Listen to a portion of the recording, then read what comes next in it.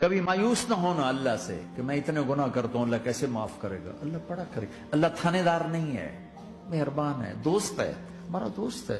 اللہ سے باتیں کرو، اللہ سے یاری لگاؤ، اللہ کو دکھڑے سناؤ، یا اللہ میرے ساتھ یہ ہو رہا ہے تو کچھ کر دینا۔ اللہ سے لاڈ کرو جیسے ماں سے لاڈ کرتے ہو۔ وہ نہیں تھا چرواہا موسیٰ علیہ السلام نے سنا، کہہ رہا اللہ سیاں تو آویں آ، تیری جوواں کڈاں، تین تیل لاواں، تین کنگھی کراں، تین روٹی کھواواں، تین دودھ پیواواں۔ یہ اللہ سے باتیں کر رہا۔ تو موسیٰ علیہ السلام نے اس کو بدبخت یہ کیا کہہ رہا ہے؟ کہہ رہا ہے یا اللہ تو میرے پاس آ، میں تمہیں تیل لگاؤں، تیری جوئیں نکالوں، تیری کنگھی کروں، تجھے بکری کا دودھ پلاؤں۔ تو وہ تو بیچارہ ڈر کے رونے بیٹھ گیا۔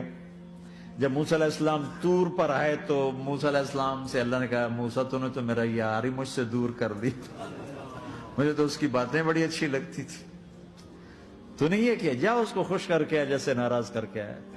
میرے نبی مسجد میں صحابہ ہنس رہے تھے تو آپ نے فرمایا جو میں جانتا ہوں تم جانو تو تمہارا ہنسنا بند ہو جائے، رونا زیادہ ہو جائے۔